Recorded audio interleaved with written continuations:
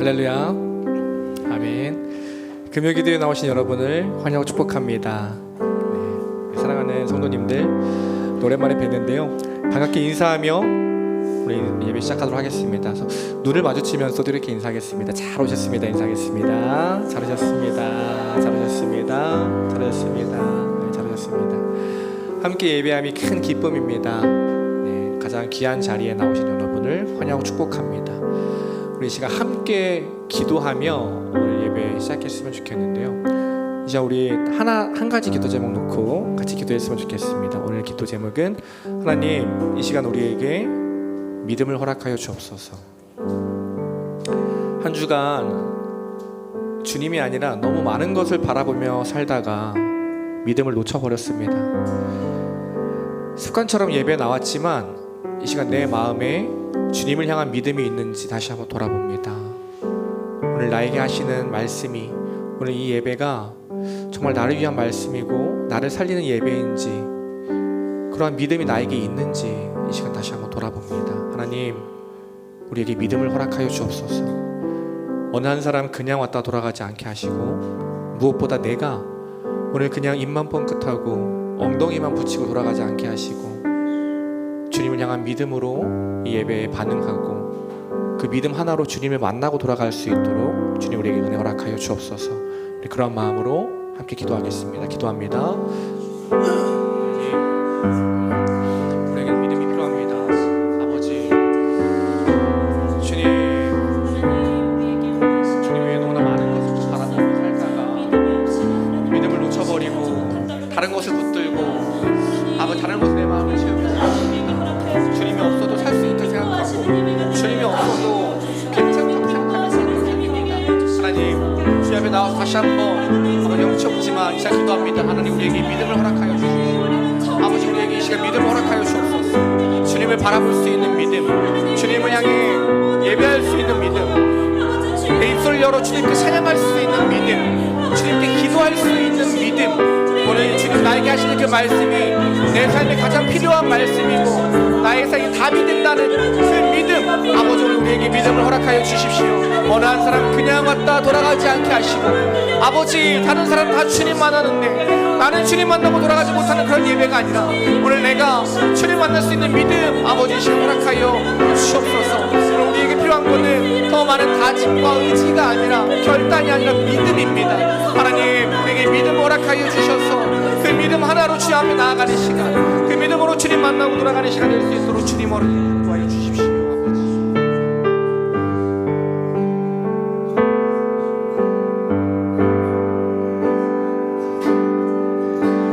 주님, 제 마음이 너무 둔해서 주님을 볼 수 없습니다.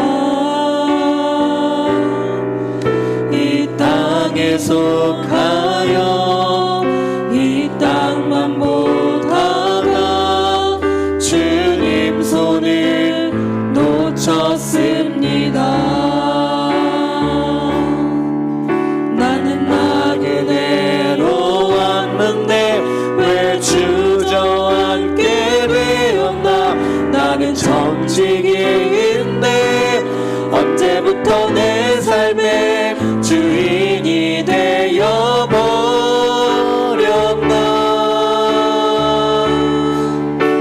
믿음이 없이는 기쁘시게 못하나니 고된 수고도 다 헛될 뿐이라. 믿음이 없어서 무너진 삶의 모든 자리에 다시 주님을 기다립니다. 다시 한번 고백합니다. 주님, 제 마음이, 주님, 제 마음이 너무 둔해서 주님을 볼 수 없습니다. 이 땅에 속하여 이 땅만 보다가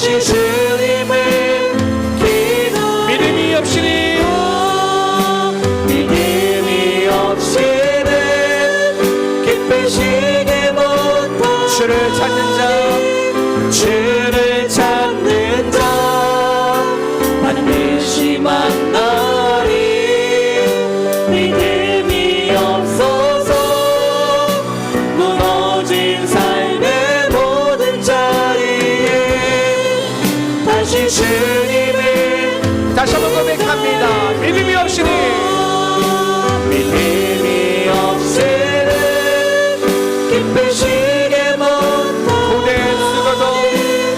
고된 수고도 다 헛될 뿐이라 믿음이 없어서 무너진 삶의 모든 자리에 다시 주님을 기다립니다. 다시 주님을 오늘 이 시간 다시 주님을 기다립니다. 다시 주님을 기다립니다. 아멘. 오늘 우리에게 믿음 주실 주님을 찬양합니다. 우리 함께 박수 치시면서 찬양하도록 하겠습니다. 오 주여 나의 마음이 주께로 정해졌으니 나는 주 찬양하리라. 깨어라 나의 영혼아 바와 수는들아 이 새벽에 내가 찬양 다시 한번 고백합니다. 오 주여 나의 마음이 오 주여 나의 마음이 주께로 정해졌으니 나는 주 찬양하리라. 깨어라 나의 영혼아 비파와 수금들아 이 새벽에 내가 찬양하리라.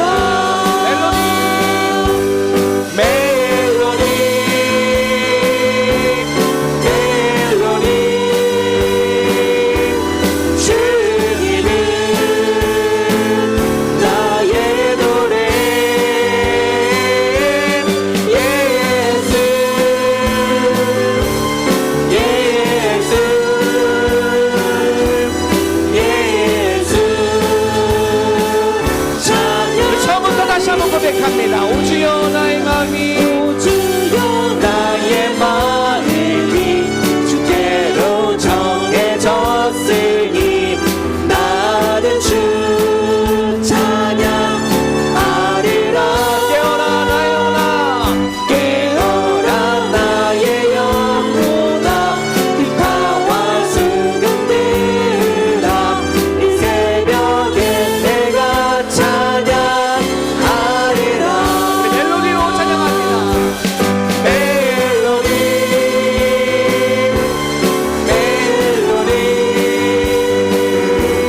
주님은 나의 노래 예수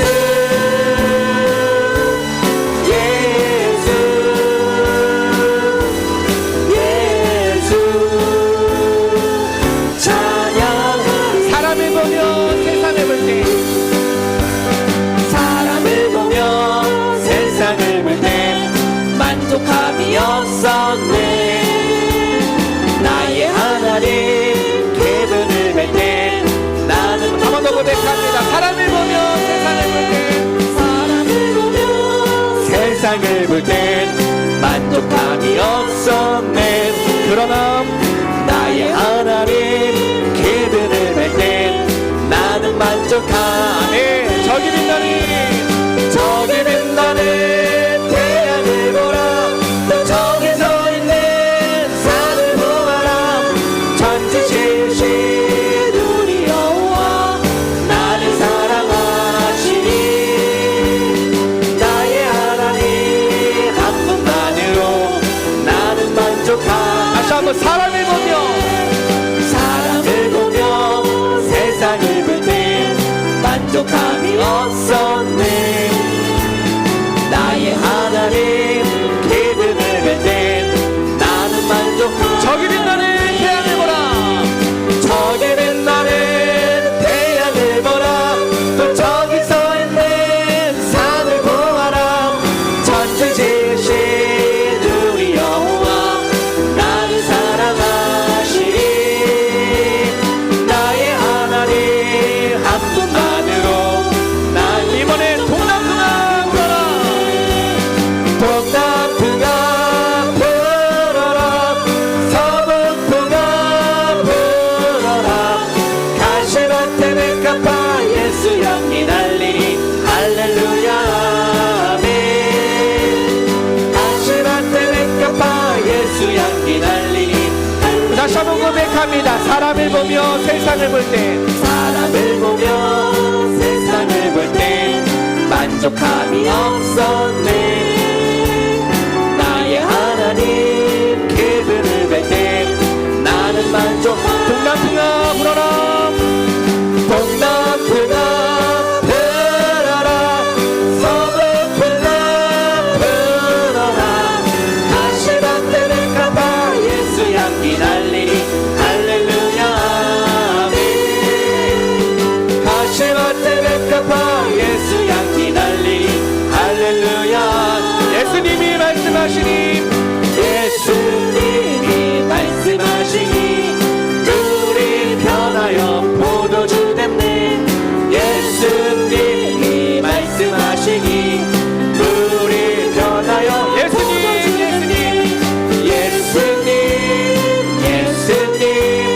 나에게도 말씀하셔서 새롭게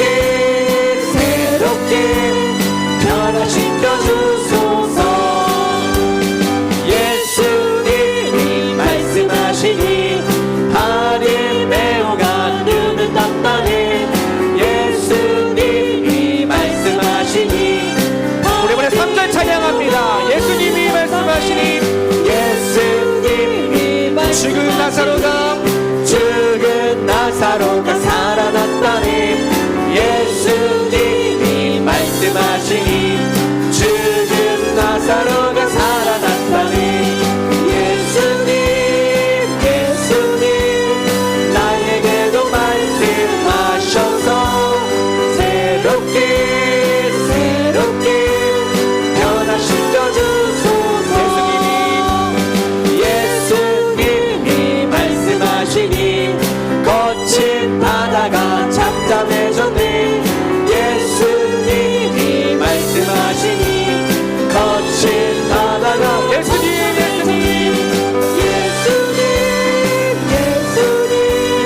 나에게도 말씀하셔서 새롭게 한번 더 고백합니다. 예수님 오늘 나에게도 말씀하셨어. 새롭게 변화시켜 주소서. 예수님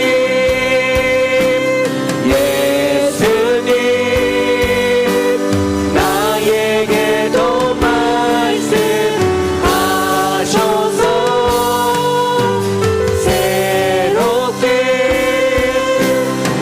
새롭게 변화시켜 주소서.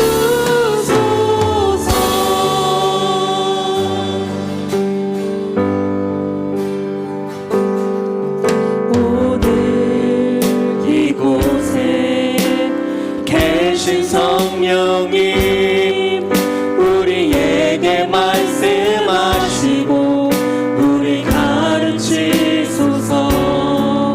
닫힌 우리 맘 열어주시고 주의 빛으로 밝혀 우리 인도하소서. 다시 한번 고백합니다.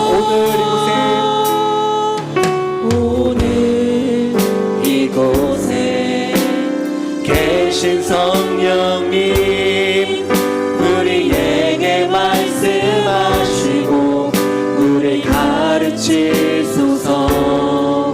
같이 우리 맘 열어주시고 주의 빛으로 밝혀 우리 인도하소서.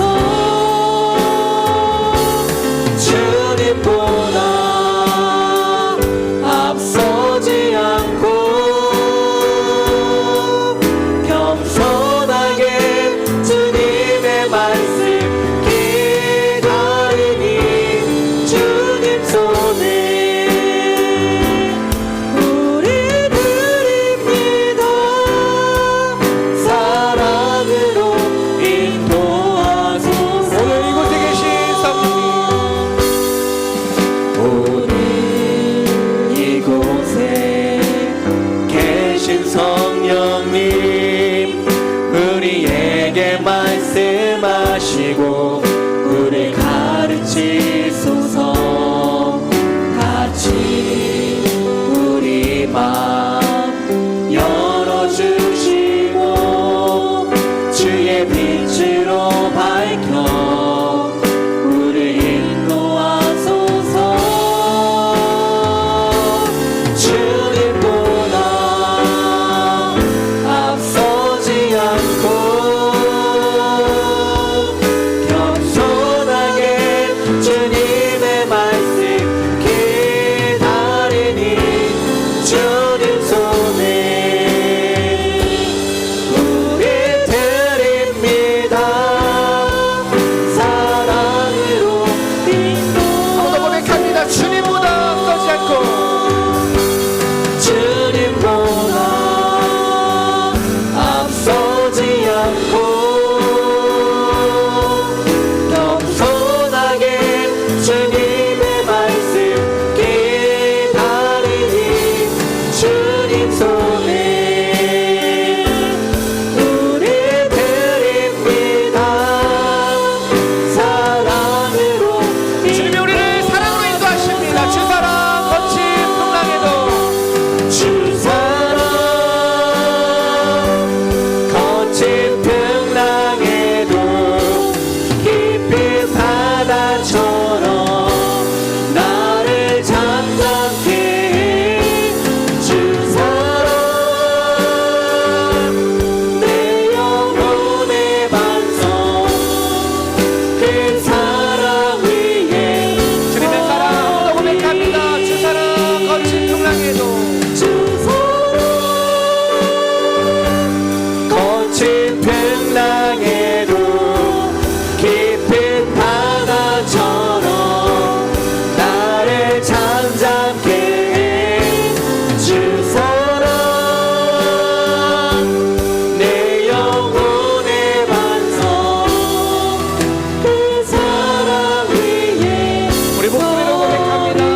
주 사랑 거친 풍랑에도 주 사랑 거친 풍랑에도 깊은 바다처럼 나를 잠잠케 해. 주 사랑 내 영혼의 반성 그 사랑 위에 서리. 우리의 요동치는 마음들, 이 분주한 마음들, 자꾸만 주님보다 앞선 우리의 생각들, 이 모든 것을 잠잠케 하고 평안케 하시는 것은 나보다 나를 더 사랑하시는 주님의 사랑밖에 없음을 고백합니다. 주님이 우리를 붙드시고 오늘 우리에게 믿음을 허락하시고 말씀을 통해 우리에게 생명을 부어주십니다.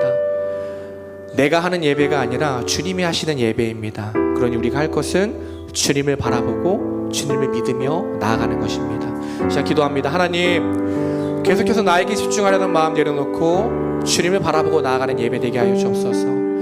말씀 시간 가운데 또 기도할 때 그 모든 순간 가운데 계속해서 우리에게 믿음을 허락하여 주셔서 주님이 우리에게 허락하시는 그 모든 말씀들, 모든 은혜들 다 믿음으로 받아 누리는 시간 되게 하여 주옵소서.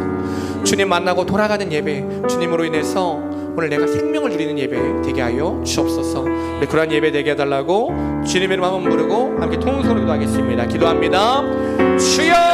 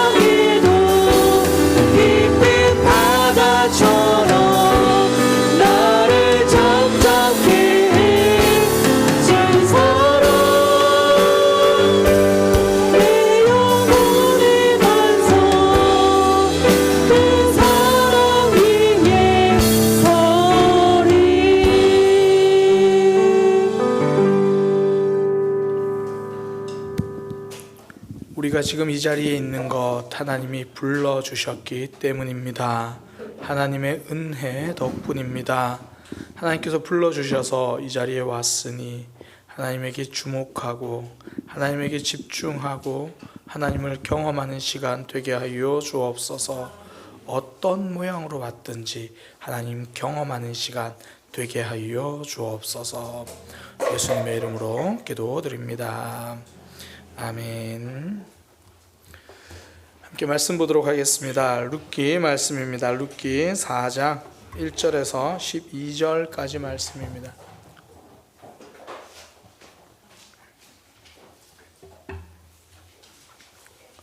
룻기 4장 1절에서 12절까지 말씀입니다.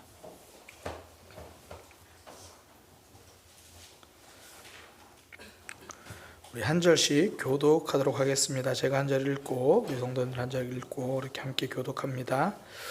보아스가 성문으로 올라가서 거기 앉아 있더니 마침 보아스가 말하던 기업 물을 자가 지나가는지라. 보아스가 그에게 이르되 아무개여 이리로 와서 앉으라 하니 그가 와서 앉으매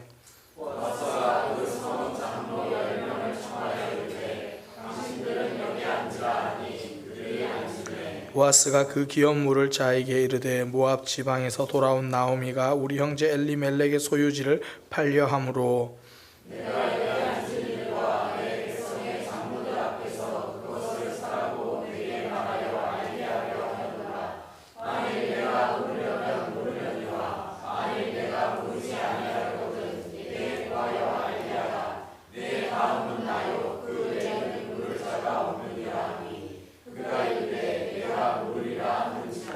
보아스가 이르되 내가 나오미의 손에서 그 밭을 사는 날에 곧 죽은 자의 아내 모압 여인 룻에게서 사서 그 죽은 자의 기업을 그의 이름으로 세워야 할지니라 하니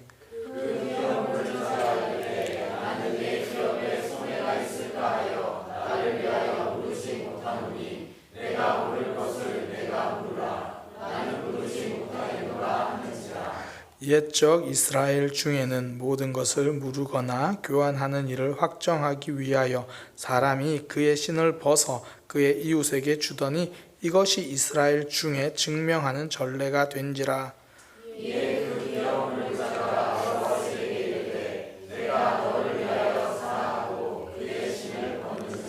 보아스가 장로들과 모든 백성에게 이르되 내가 엘리멜렉과 기룡과 말론에게 있던 모든 것을 나오미의 손에서 산 일에 너희가 오늘 증인이 되었고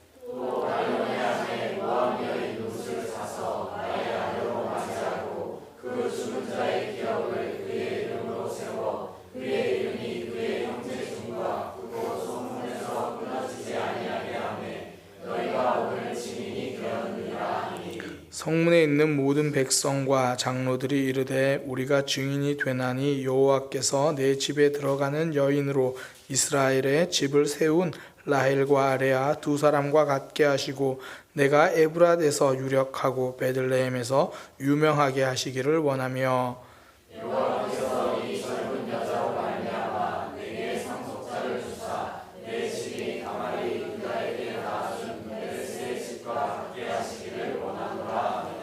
아멘. 한 목소리로 고백하겠습니다. 믿음의 결정은 하나님이 지지해 주십니다. 아멘. 한 번 더 고백합니다. 믿음의 결정은 하나님이 지지해 주십니다. 성경에 보면 이 대단한 사건도 많고 좀 신기한 사건도 많습니다. 물고기 2마리와 떡 5개로 이제 5,000명이 넘는 사람들을 먹인 일도 있고, 또 홍해가 갈라져서 이스라엘 백성들이 바다의 바닥을 밟고 걸어간 그런 사건도 있습니다. 광야에서는 아침마다 밖을 나가면 먹을 수 있는 만나가 있었습니다. 이런저런 놀라운 일 많았죠. 이 중에서 혹시 이건 진짜 나도 한번 경험해봤으면 좋겠다, 그런 일들 있으신가요? 한 번도 생각해보지 않은 분들도 있을 거고요. 또 지금 제가 한 말씀 듣고 그래 한번 생각해보면 홍해가 갈라지는 그 현장에 한번 있어봤으면 좋겠다, 이런 분들도 있을 거예요.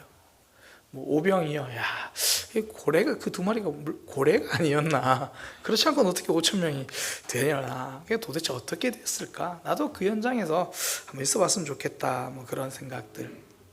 근데 정말 중요한 건 그 현장에 놓여 있는 게 아니고요, 그 속에서 믿음의 선택을 하는 겁니다. 그러니까 홍해 앞으로 갔는데 그 자리에 딱 갔어요. 근데 이제 원망만 하고 있는 백성 1, 그의 모습이 될 수도 있는 거고, 5,000명이 넘는 사람으로 이렇게 몰려왔는데 그 속에서 도시락을 드린 아이가 아니라 여기는 왜 밥도 안 줘? 이렇게 불평하다가 예수님이 축도하기 전에 돌아가가지고 난 밥 안 준데 나 못 있겠어, 나 갈래, 그리고 돌아가 버린 사람일 수도 있다는 거죠.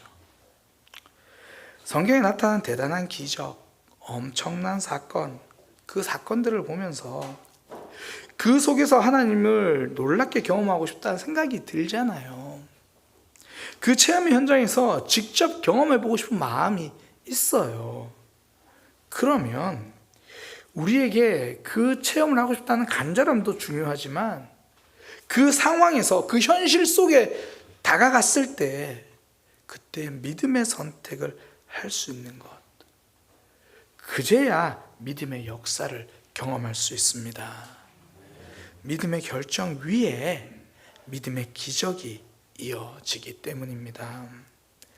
오늘 본문에 보면 이제 보아스가 룻과 나오미를 받아들이는 이제 결정을 합니다. 그러니까 하나님의 말씀을 실천하는 결정이죠.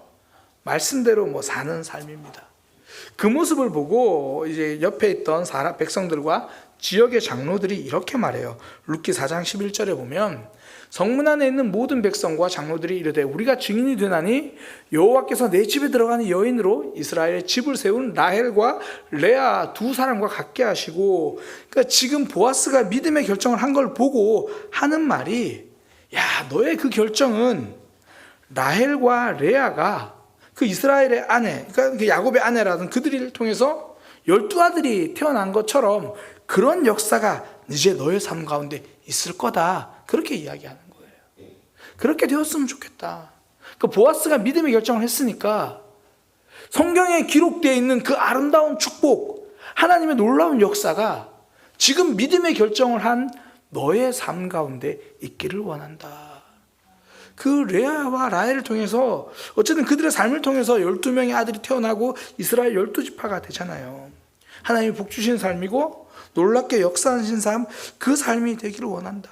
이 성경 이야기로 축복해 주는 거예요. 다시 말하면 성경 속에 일어났던 그 사건이 당신의 삶에도 일어나기 원합니다. 언제 보아스가 이 축복을 받습니까? 믿음의 선택을 한 이후에 그 축복을 받습니다. 그 이후에 12절도 같은 내용이에요. 12절도 보면 그렇습니다. 여호와께서 이 젊은 여자로 룻을 이야기합니다. 룻으로 말미암아 내게 상속자를 주사 내 집이 다말이 유다에게서 낳아준 베레스의 집과 같게 하시기를 원하노라. 사실 다말도요, 이 룻과 같이 남편을 잃었거든요. 그러나 결국 다말을 통해서 태어난 베레스가 이스라엘 안에서 한 족속의 조상이 됩니다. 이런 성경에서 일어난 그 축복, 이 역사가 보아스 당신의 집에게도, 당신의 집에 임하기를 그렇게 우리가 기도하겠습니다. 믿음의 결정을 하면 성경 속에 적혀 있는 그 역사가 삶 가운데 이루어질 수 있다라는 거죠.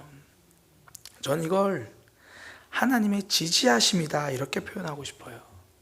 그러니까 단순히 좋은 일이 생겼네 이런 걸 넘어서 믿음의 결정을 했더니 하나님이 그 결과를 보여주시는 것, 이건 하나님이 그래 너 정말 잘 결정했어, 하나님의 지지하심이죠. 예를 들어 이제 오병이어 사건에서 소년이 드린 도시락 가져온 것처럼 누군가는 내 삶에서 내 시간으로, 내 물질로, 또 여러 가지 상황으로 하나님 앞에 헌신을 하니까 5,000명은 아니더라도 그 사람 통해서 5명은 변화되고, 그 사람을 통해서 50명은 변화되고, 아니 그 사람의 믿음의 삶을 통해서 누군가는 하나님을 알아가고, 그런 열매도 아름답지만 그 모습이 하나님이 지지해 주시는 거잖아요. 야, 너 그래 잘했다, 그래 신앙생활 그렇게 하는 거야. 그런 우리의 삶 가운데서 믿음의 결정을 통해 하나님이 역사하시는 것으로 하나님의 지지를 받을 수 있는 저와 여러분이 되기를 축복합니다. 믿음의 삶이 그래요. 1890년대, 굉장히 오래됐죠. 1890년대 미국에 이제 한 성공한 사업가인 싱 부부라는 그 집사님 부부가 있었어요. 이 부부에게는 엘라라고 하는 외동딸이 있었는데, 이 딸이 혼자 있는 외동딸인데 일찍 세상을 떠납니다. 그러자 이제 두 부부가 굉장히 슬픔에 빠져 있다가 나름 이제 사업해서 성공해서 굉장히 재산도 많은데 두 부부가 이제 결정을 이렇게 한 겁니다. 우리가 엘라에게 상속될 그 유산을 선교를 위해서 쓰자. 그러면서 엘라 싱 기념 선교회라는 걸 만듭니다. 그러니까 이제 내 아들, 자기 딸 이름을 해서 엘라 싱 기념 선교회라는 걸 만들어요. 그렇게 이제 선교회를 그 돈으로 이제 만들었는데, 그 즈음에 이제 1890년대 그 즈음에 아시아에 있는 작은 나라에 홀로 한 6년간 선교하다가 돌아온 한 청년이 이제 또 선교를 나가야 되는데 선교비가 없는 거죠. 그래서 이 엘라싱 이 기념 선교회에서 그 청년에게 선교비를 지원하기로 결정을 합니다. 그래서 이제 이 선교회에서 도움을 받아서 그 청년이 다시 힘을 내서 이름도 알려지지 않은 아시아의 정말 작은 나라 조선으로 다시 돌아갑니다.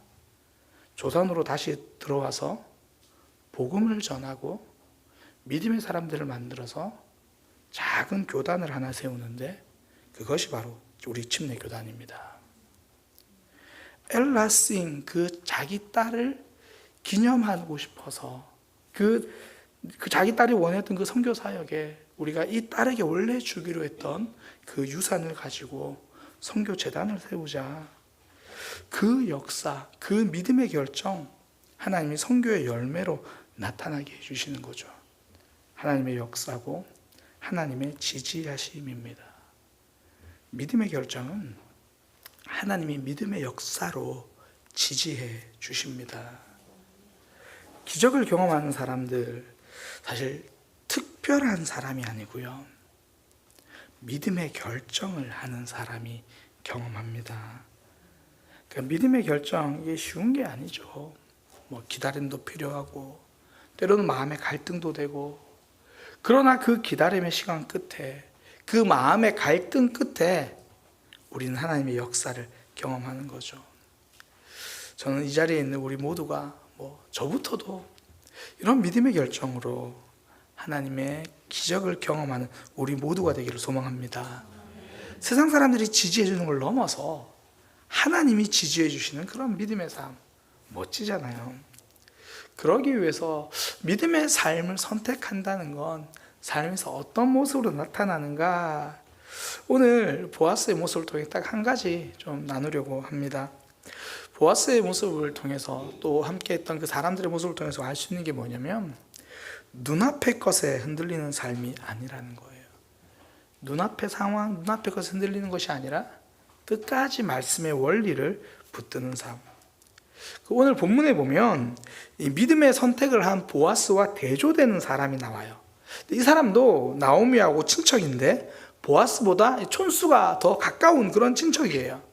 그래서 이제 그가 먼저 이 나오미와 룻의 가정을 도와주어야 할 책임이 있는 사람이거든요. 그래서 이제 보아스가 그 사람을 만나서 이야기를 하는 거예요. 그 룻기 4장 3절에 보면 이렇게 말합니다. 보아스가 그 기업 물을 자에게, 이제 더 가까운 그 사람에게, 모압 지방에서 돌아온 나오미가 우리 형제 엘리멜렉의 소유지를 팔려고 한다, 이렇게 이야기를 해요. 이게 소유지를 팔려고 한다라고 적혀 있으니까 나오미가 땅을 갖고 있었나 보다, 이렇게 오해를 하는데 그렇지 않습니다. 나오미가 꼭 땅을 가지고 있었던 것처럼 들리는데요. 이스라엘에게는 희년이라고 하는 제도가 있어요. 희년이 뭐냐면 50년이 되면 누가 어떻게 땅을 샀든지 원래 주인에게 다 돌려주어야 돼요. 레위기 25장 13절 14절 보면 나와요. 이 희년에는 너희가 각기 자기의 소유지로 돌아갈지라, 내 이웃에게 팔았든지 내 이웃의 손에서 사거든 너희는 각 사람은 그의 형제에게 속이지 말라. 이게 어떤 의미냐면, 희년이 되면 50년마다 희년이 돌아오는데, 예를 들어 제가 땅을 샀어요. 제가 미사리한 땅을 샀는데 내년이 희년이에요. 그러면 땅을 샀는데 내년 되면 미사리한 달 돌려줘야 돼요. 그냥 돌려줘야 되는 거예요. 그래서 이스라엘은 땅을 산다는 개념이 땅 자체를 사는 게 아니라 희년까지 남은 기간에 경작권을 산다라는 그런 의미입니다. 그 15절에 보면 이렇게 나와요. 그 희년 후에 연수를 따라서 너는 이웃에게서 살 것이요, 그도 소출을 얻을 연수를 따라서 내게 팔 것인즉. 그러니까 제가 미설에게 이제 그 땅을 살려고 하는데 희년이 한 10년 정도 남았어요. 그럼 제가 그 땅에 10년 동안 경작할 수 있잖아요. 그러면 그 정도의 금액을 지불하는 거예요. 그런데 나중에 살려고 보니까 희년이 2년 후야. 내가 안 사고 말지. 아니면 2년 정도만 이렇게 지불하고 사면 되는 거예요. 그러니까 희년 때 되면 그냥 땅을 돌려받을 수 있으니까. 그러니까 이런 경작권의 개념입니다.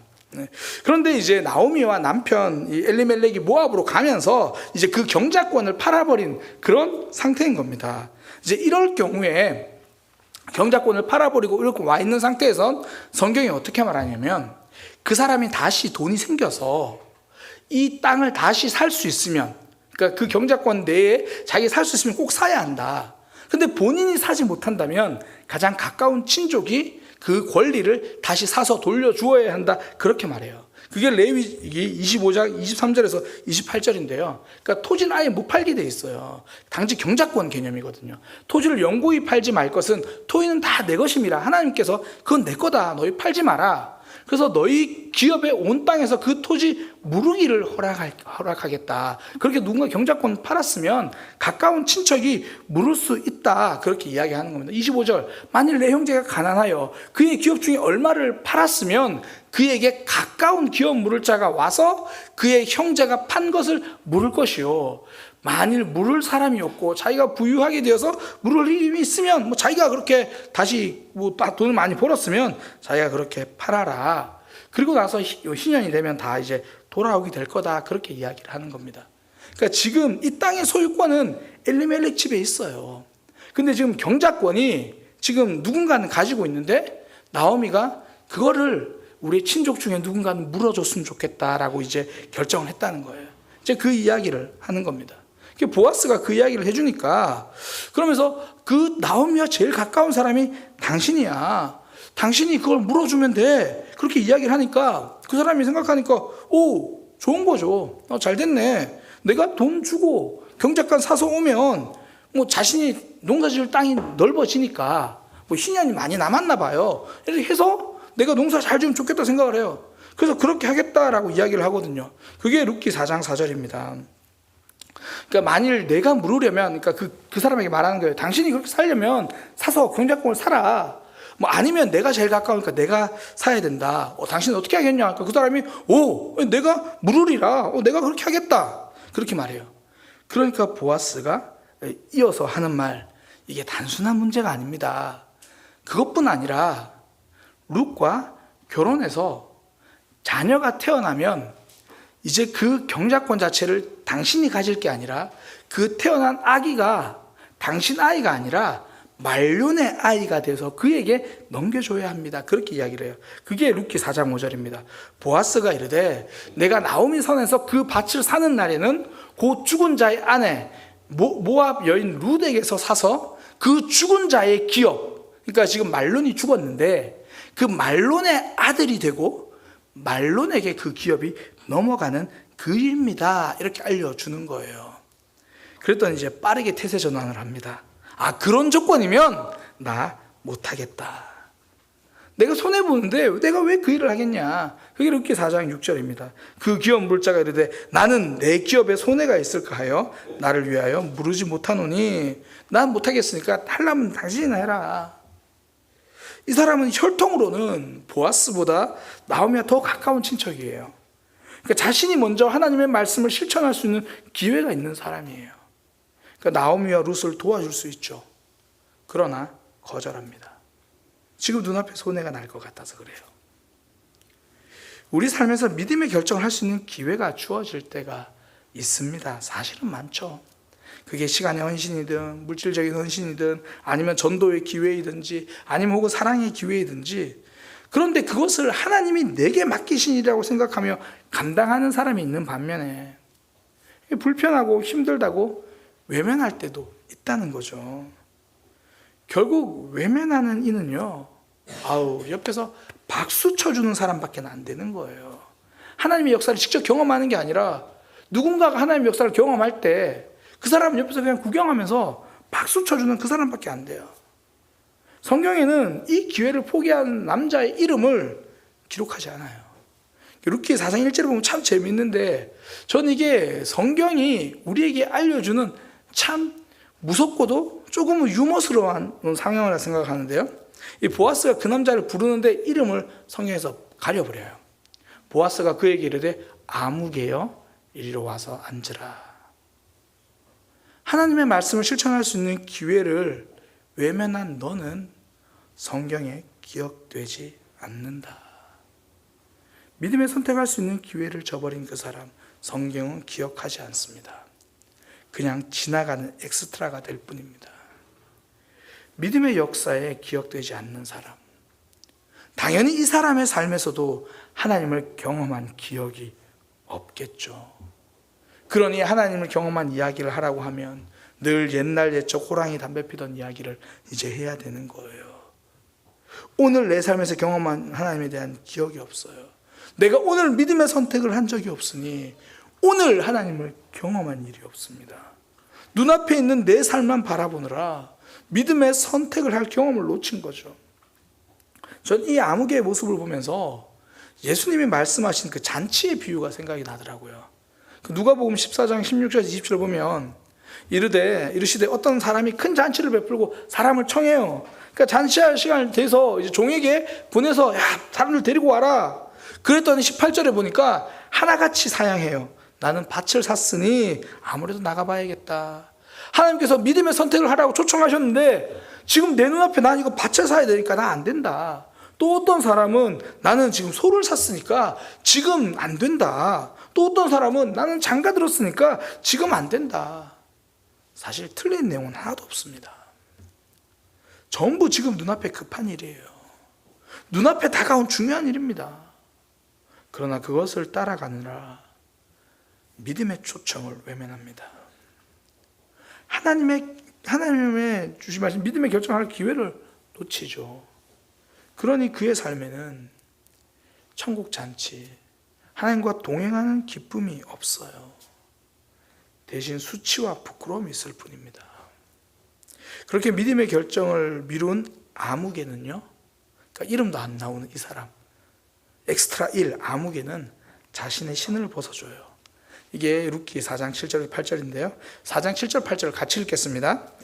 옛적 이스라엘 중에는 모든 것을 무르거나 교환하는 일을 확정하기 위하여 사람이 그의 신을 벗어 그의 이웃에게 주더니 이것이 이스라엘 중에 증명하는 전례가 된지라. 이에 그 기업 물을 자가 보아스에게 이르되 내가 너를 위하여 사라 하고 그의 신을 벗는지라. 여기서 보면 그냥 이제 내가 그걸 감당하지 않겠다고 그 기업물을 권리를 넘겨주는 약속의 증거로 우리는 계약서를 쓰지만 여기서는 신발을 벗어주는구나 이렇게 보이는데요. 성경에 처음 말하는 의미는 그게 아니에요. 이 기업 물은 그 일을 외면하는 사람에게 성경은 이렇게 하라고 이야기한 게 신명기 25장 5절 10절입니다. 신명기 25장 5절에서 10절, 이것도 우리 좀 긴데 한 목소리로 같이 한번 읽어보겠습니다. 5절에서 10절 같이 읽습니다.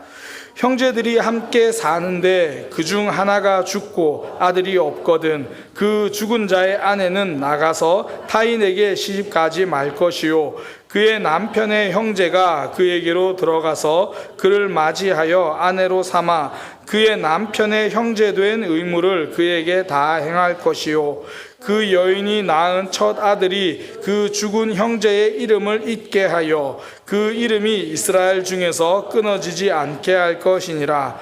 그러나 그 사람이 만일 그 형제의 아내 맞이하기를 즐겨하지 아니하면 그 형제의 아내는 그 성문으로 장로들에게 나아가서 말하기를 내 남편의 형제가 그의 형제의 이름을 이스라엘 중에서 잊기를 싫어하여 남편의 형제된 의무를 내게 행하지 아니하나이다 할 것이요 그 성읍 장로들은 그를 불러다가 말할 것이며 그가 이미 정한 뜻대로 말하기를 내가 그 여자를 맞이하기를 즐겨하지 아니하노라 하면 그의 형제의 아내가 장로들 앞에서 그에게 나아가서 그의 발에서 신을 벗기고 그의 얼굴에 침을 뱉으며 이르기를 그의 형제의 집을 세우기를 즐겨 아니하는 자에게는 이같이 할 것이라 하고 이스라엘 중에서 그의 이름을 신벗김 받은 자의 집이라 부를 것이니라.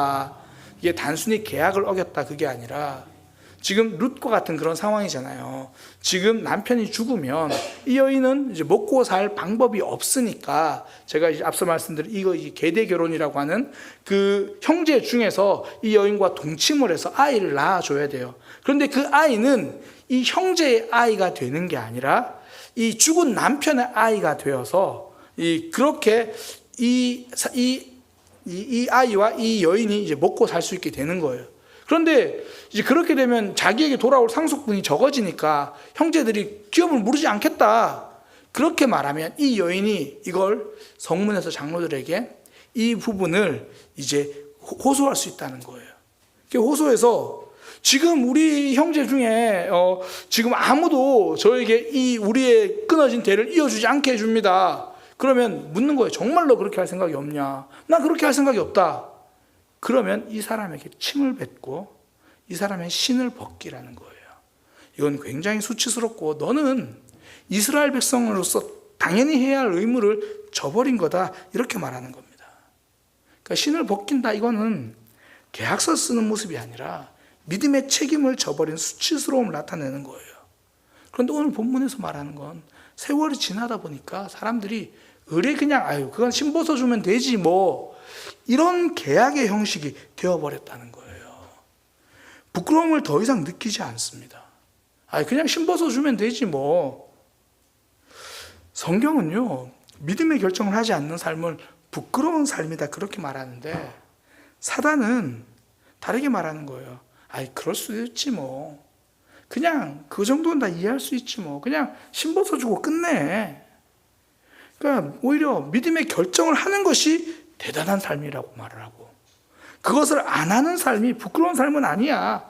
그냥 용기가 좀 없는 거지 뭐. 그냥 지금 형편이 좀 힘든 거지 뭐. 그렇게 이야기를 한다는 거예요. 그래서 말씀을 외면하는 결정을 아무렇지 않게 여기게 만듭니다. 아우, 여기 신발 있어요. 내 신발 주겠습니다. 부끄러운 일인데도 부끄러운 줄을 몰라요. 하나님의 말씀에 내가 선을 그어놓고 저는 딱 이 정도면 됩니다. 믿음의 결정을 계속 유보하는 거죠. 그러니 그 삶에는 하나님의 역사가 없습니다.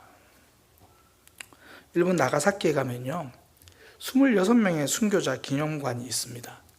이 임진왜란을 일으킨 도요토미 히데요시가 이제 그 기독교를 박해할 때 그때 믿음을 지키다가 죽은 사람들의 그런 기념관인데요. 그 26명 중에는 당시 나이가 12살, 13살이던 아이들도 있습니다. 그 중에 이바라키라는 아이는 12살 소년인데요. 너무 어려서 체포하는 과정에서 눈 감아줬어요. 그런데 모든 성도들이 믿음을 지키면서 십자가에 매달려 순교하는 걸 보고 이바라키가 자기가 앞서 나간 겁니다. 그러면서 뭐라 그러냐면, 내가 달릴 십자가는 어디에 있습니까? 12살짜리가. 그랬더니 주변에서 오히려 말려요. 말리면서, 야, 너는 그냥 안 믿는다 한마디만 하면 살 수 있어. 그냥 보내주겠다, 이렇게 말해요. 그때 12살 소년이 이렇게, 이바라키가 이렇게 말합니다. 잠깐의 생명과 영원한 목숨을 바꿀 수는 없습니다. 지금 눈앞에 찾아온 문제를 보는 게 아니라 영원한 하나님 나라를 보는 것, 내가 진짜 해야 하는 선택이 무엇인지를 보는 것. 남들은 그게 좀 더 지혜로운 선택이고 미래를 생각하는 선택이고 그렇게 말할지 모릅니다. 그러나 이바라키는 내가 지금 해야 할 믿음의 결정을 미루지 않습니다. 그걸 미루는 삶이 내 인생의 부끄러움이라는 것을 알고 있는 거죠. 결국 믿음은요, 눈앞의 것에 흔들리는 삶이 아니라 어떤 상황 속에도 지금 내가 말씀의 원리를 선택해야 할 것을 붙드는 삶이에요. 세상은 눈앞의 것을 선택해도 된다고 말하죠. 뭐 돈 손해보지 말고, 시간 손해보지 말고, 자존심 손해보지 말고, 내 생각, 내 고집 하나도 꺾지 말고 살라고 그렇게 말해요. 근데 믿음의 선택은 어떤가요? 사실 돈 무조건 손해봅니다. 시간 당연하고요. 사실 우리가 뭐 기도 하나 하려고 해도 시간 빼야 되잖아요. 내 성격, 신앙생활이 성격에 맞는 사람은 아무도 없습니다. 그러니까 내 성격, 내 고집, 이 모든 것이 결국 십자가를 지는 그런 일이잖아요. 이바라키에게는 하나님이 목숨을 이야기하셨지만 어쩌면 우리에게는 내 성격을 이야기하시고 내 시간을 이야기하죠. 그런 믿음의 결정을 할 때 우리의 삶 하나님을 경험합니다. 내 삶에 하나님이 기적을 경험한 통로가 되는 거죠. 제가 앞서 오병이어, 홍해 그런 이야기 말씀드렸어요. 사실 한 번쯤은 나도 그런 현장에서 경험해 보고 싶다 생각을 하잖아요. 그 현장에 있는 것보다 중요한 건 내가 그 상황에서 믿음의 결정을 하는가라는 겁니다. 똑같이 현장에 있었던 아무개와 보아스는 믿음의 결정을 하니 성경에 일어났던 일이 여러분에게도 일어나기 원합니다라고 이야기를 해요.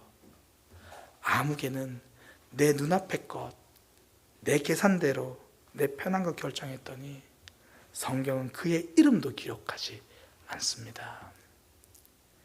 하나님의 역사, 하나님의 지지해 주심, 하나님의 기적을 경험하는 저와 여러분의 삶이 되기를 소망합니다.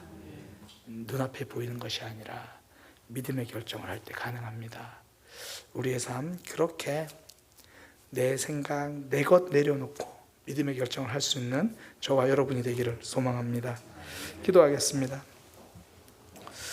하나님, 보아스의 모습과 아무개의 모습을 봅니다.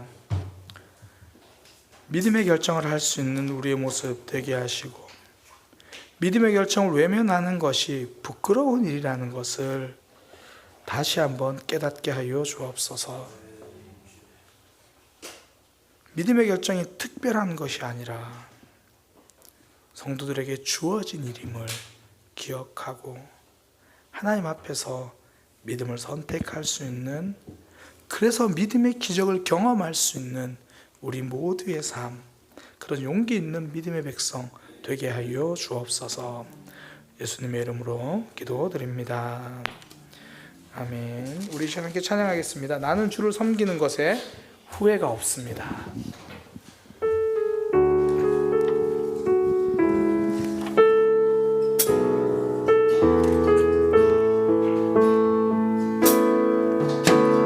나의 평생에 가장 복된 일은 내가 예수님을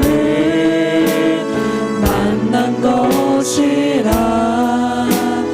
나의 평생에 가장 잘한 일은 내가 예수님을 주로 섬긴 것이라.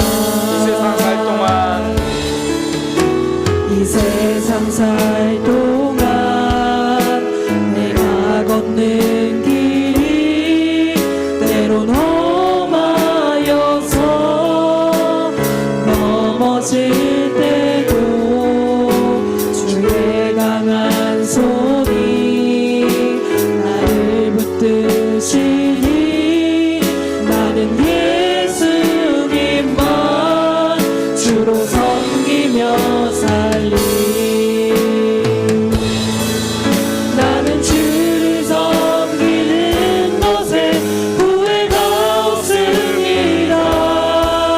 내가 걸어온 모든 시간 다 주의 은혜니 내가 걸어갈 모든 날도 주만 섬기며 살리.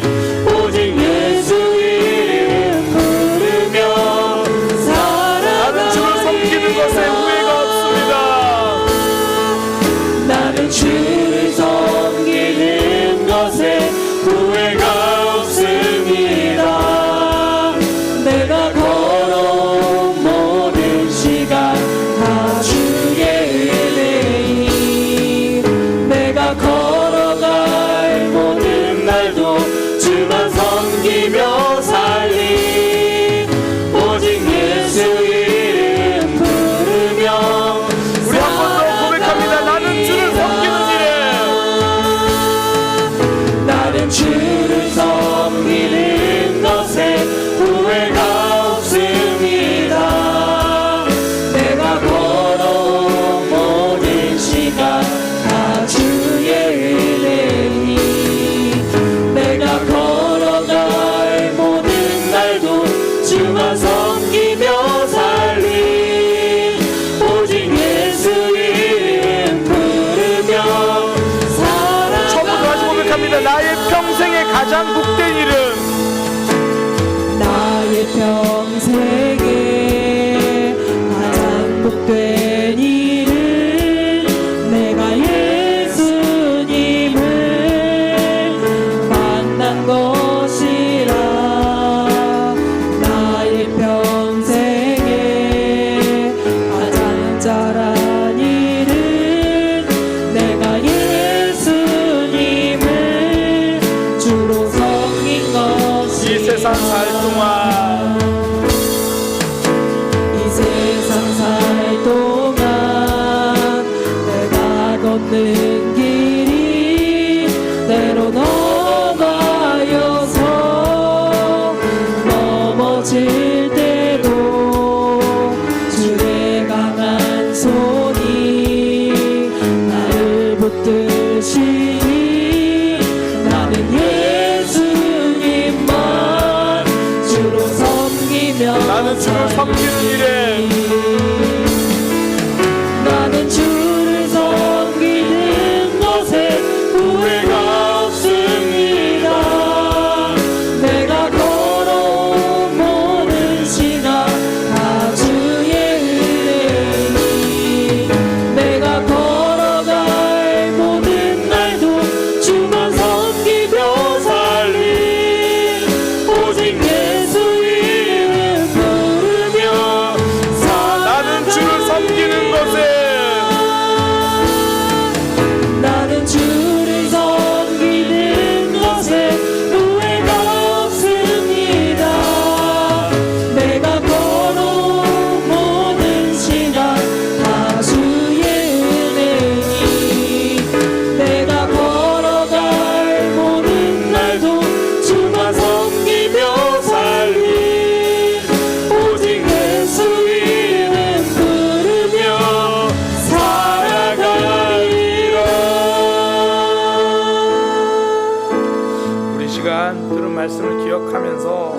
기도하기 원합니다.